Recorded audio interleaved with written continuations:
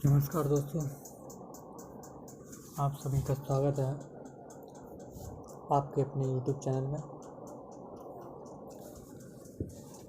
जैसा कि आपको मालूम है कि भारत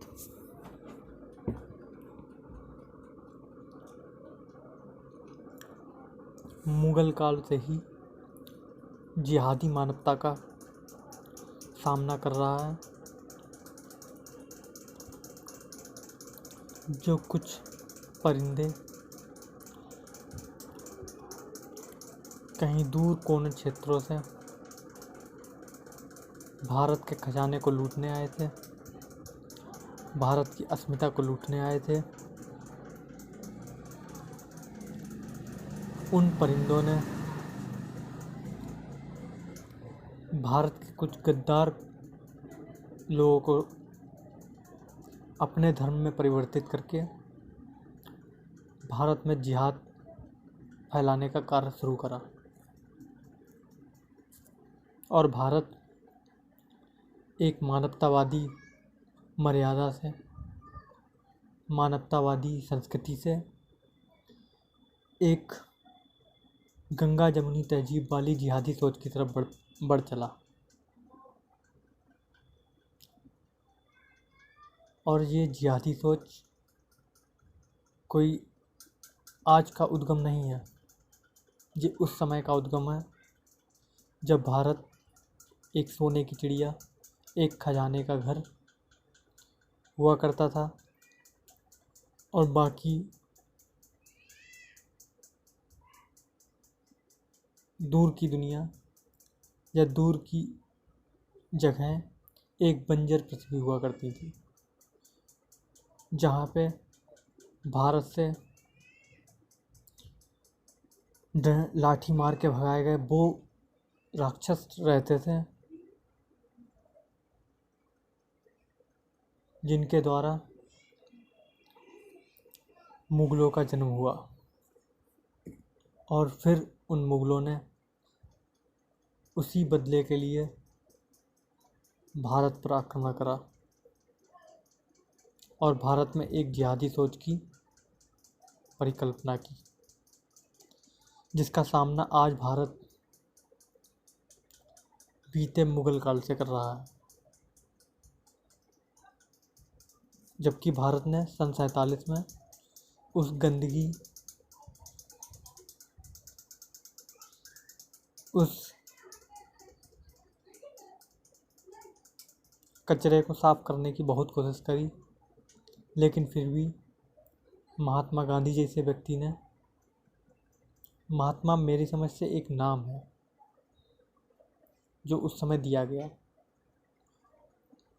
ये इसमें मुझे कोई भाव नहीं नज़र आता है, ये केवल एक नामकरण किया गया।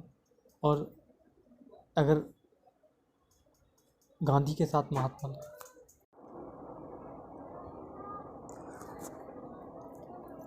असल बात ये है कि भारत अब इस जिहादी सोच से छुटकारा कैसे पा सकता है। अगर किसी दूसरा व्यक्ति, कोई दूसरा व्यक्ति रोगी हो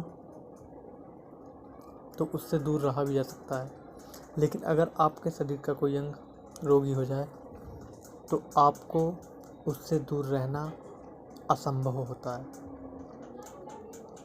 वही भारत के साथ है। भारत में आप उन जिहादी सोच वालों से तो दूर रह सकते हैं, लेकिन जो व्यक्ति आपके धर्म से संबंधित है, आपके धर्म से इसलिए संबंधित है क्योंकि आपके धर्म का चोला हिंदुओं का पहन रखा है, क्योंकि भले ही मानसिक रूप से वो जिहादी बन चुके हैं, क्योंकि यहाँ मतलब भारत में कई मुग़ल यूनिवर्सिटियों ने जन्म ले रखा है,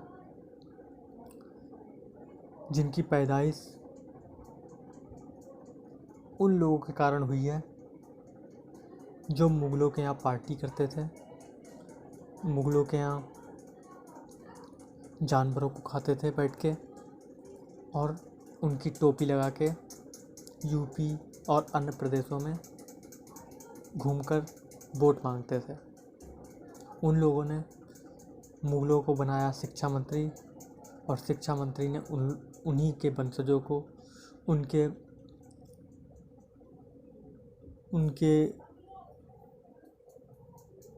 आने वाली पुस्तकों को और साथ में हिंदुओं को अपने जिहादी सोच की शिक्षा प्रदान की और भारत के शिक्षा संस्कृति को पूर्ण रूप से बदल दिया। मजहब नहीं सिखाता आपस में बैर रखना। हिंदी है हम वतन हैं, ये गुलिस्तां हमारा। इन्हीं शब्दों को बदौलत आप लोग चारा बनते रहे और कोई आपके भाई बनते रहे। यहाँ तक कि बजरंग बली को भी भाईजान बना दिया और आप लोगों ने उसकी खूब तारीफ़ करी, बजरंगी भाईजान, बजरंगी भाईजान। ठीक। और खान एक तरफ बम फोड़ के दूसरा खान कहता रहा कि my name is Khan and I am not terrorist. मतलब एक तरफ एक भाई से वो अपने बम फोड़वाता रहा जिसके लिए वो पैसा देता रहा, और दूसरी तरफ कहता रहा my name is Khan and I am not terrorist. एक एक्टर सुशांत सिंह राजपूत, जो बॉलीवुड में एक बेहतरीन कलाकार के रूप में उभर रहा था, उसे कुछ ऐसी स्टोरीज, ऐसी फिल्में साइन करवाई जाती हैं जिससे उसके कल्चर को नीचे गिराया जा सके। ये डायरेक्टली नहीं होता है, ये होता है इनडायरेक्टली, ताकि उस व्यक्ति को मालूम भी ना चले कि उसके साथ क्या होने वाला है। और उसे पीके जैसी, केदारनाथ जैसी फिल्म साइन करवाई जाती हैं जहाँ उसे मुसलमान बनाया जाता है, एक लाचार मुसलमान बनाया जाता है। ठीक। तो इस तरीके की मानसिकता को हिंदू नहीं पढ़ पाते, क्योंकि इसे कहते हैं पीठ पीछे वार करना। जबकि हिंदू हमेशा, हिंदू सम्राट, हिंदू राजा जो भी रहे हैं, वो हमेशा से ही निहत्थे व्यक्ति पे वार करने से दूर रहते थे। यहाँ तक कि महाराणा प्रताप अपने साथ 2 भाले लेके चलते थे ताकि उनका शत्रु अगर शस्त्र विहीन भी हो जाए तब भी उसे अपना भाला दे सकें और उसके साथ लड़ाई लड़ सकें। लेकिन इन मुग़लों, मोमिनों का कल्चर कुछ और ही है। ये हमेशा से ही चाहते हैं कि सामने वाले को पता ना चले कि आप उसके साथ प्रेम व्यवहार कर रहे हैं या अपनी शत्रुता निभा रहे हैं, क्योंकि ये प्रेम शब्द बोल के, मोहब्बत का शरबत बांट के आपके आस्तीन में बैठते हैं और फिर उस मोहब्बत के शरबत के विष से आपको डस लेते हैं। ये वो लोग हैं जो अपने मोबाइल से हिंदुओं पे अत्याचार पे सोशल मीडिया पे एक शब्द नहीं बोलते, लेकिन किसी आतंकी के समर्थन के लिए उस पे कोर्ट से फैसला चाहते हैं। आप सोचिए, जिन हिंदुओं ने मेवात में दंगों में अपनी जान गंवाई, अपना संपत्ति को नुकसान, उनकी संपत्ति को नुकसान पहुंचा, अब वो कोर्ट से उसकी लड़ाई लड़ेंगे, कानूनी तरीके से लड़ाई लड़ेंगे, जो कि एक लंबा प्रोसेस है। इन सब दंगों में, जो कि एक षड्यंत्र रूपी दंगे हुए, जिनकी मस्जिदों में पहले ही से मीटिंग हुई, नमाज में मीटिंग हुई, नमाज के बहाने से मीटिंग हुई, और ये दंगों को करा गया, तो इसमें प्रताड़ित कौन हुआ? किसका जीवन बर्बाद हुआ? एक दंगा करने वाला तो दंगा करके चला गया, अब चाहे वो जेल में रहे चाहे वो अपने घर में रहे, उसने अपना काम पूरा कर दिया जो उसकी मानसिकता थी। लेकिन जिस हिंदू व्यक्ति को या हिंदू श्रद्धालु को इस षड्यंत्र के बारे में बिल्कुल जानकारी नहीं थी, उसके साथ क्या हुआ? उसकी संपत्ति बर्बाद हुई, उसका जीवन बर्बाद हुआ।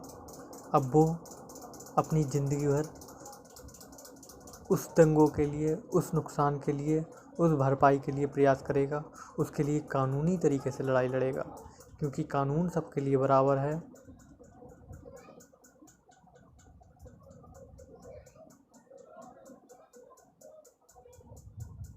तो आखिर उस व्यक्ति के लिए वो एक व्यक्ति हो तो उसके लिए कानून बराबर भी हो। लेकिन जब एक कौम मिलकर, एक जिहादी संप्रदाय मिलकर ऐसे काम निरंतर कर रहा हो,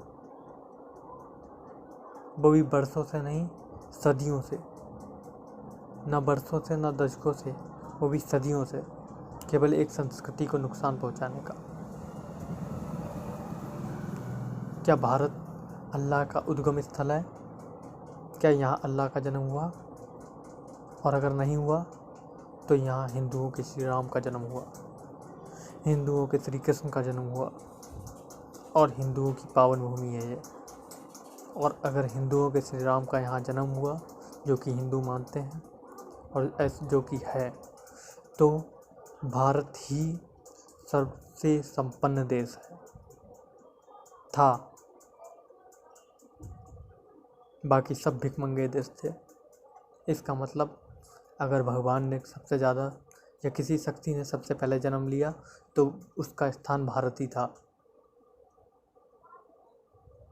अगर वो लोग मानते हैं कि स्थान वाकई में भारत था, तो भारत को हिंदू राष्ट्र घोषित करें, और जो जिहादी हैं वो या तो पाकिस्तान चले जाएं या अपने आप को श्री राम का वंशज मानते तो हैं, लेकिन परिवर्तित कर लें अपने आवरण को।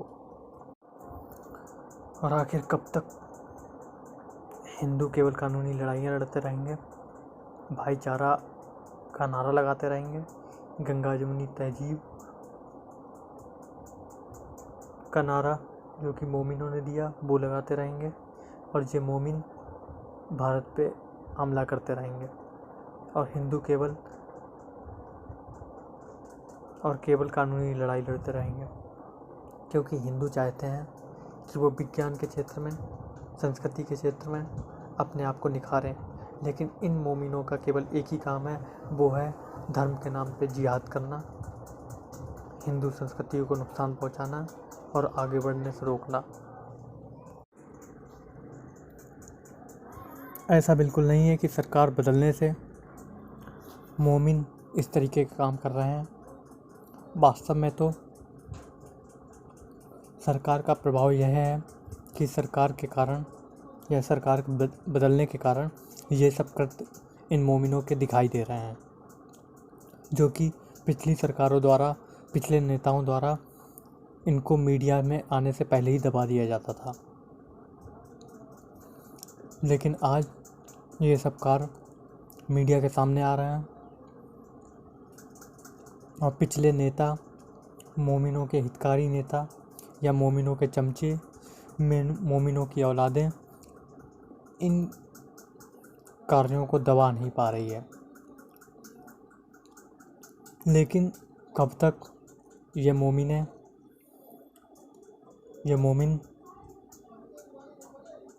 ऐसी गिरी हुई हरकतें हिंदुओं के साथ करते रहेंगे? लब जिहाद, ज़मीन जिहाद और धार्मिक जिहाद फैलाते रहेंगे। आखिर कब तक इस तरीके से ये मोमिन करते रहेंगे और हिंदू केवल कानूनी तरीके से लड़ाई लड़ते रहेंगे, वो भी इंडिविजुअल तरीके से। आज ज़रूरत है कि जब कोई मुस्लिम देश की मीडिया या कोई भी मुस्लिम देश इन दंगों की इस तरीके के कार्यों को निंदा नहीं कर रहा है या इस तरीके की घटनाओं को जो कि हिंदू बेटियों के साथ या हिंदू व्यक्तियों के साथ हो रही हैं, इन सभी घटनाओं पे कानूनी लड़ाई लड़ता रहेगा। आखिर ज़रूरत है कि अब हिंदुओं के धर्म की सुरक्षा के लिए, हिंदुओं की सुरक्षा के लिए, हिंदुओं के विकास के लिए भारत को सनातन राष्ट्र घोषित किया जाए, ताकि कोई भी विधर्मी भारत की धरती पर जिहाद ना फैला सके और भारत के हिंदू सनातनी सुरक्षित रह सकें और धार्मिक लड़ाई से ऊपर उठकर दैनिक कार्यों में, वैज्ञानिक कार्यों में अपना योगदान कर सकें। जब कोई देश इन जिहादियों का भारत में किए गए दुष्कामों के प्रति अपनी खबरों को अपने देश में नहीं फैला रहा है या नहीं बता रहा है, नहीं साझा कर रहा है, तो भारत को ज़रूरत है कि उनको अपनी निगाह से हटाते हुए केवल भारत के हित में सोचते हुए भारत को एक सनातन राष्ट्र घोषित किया जाए। जय हिंद, जय भारत, जय सनातन।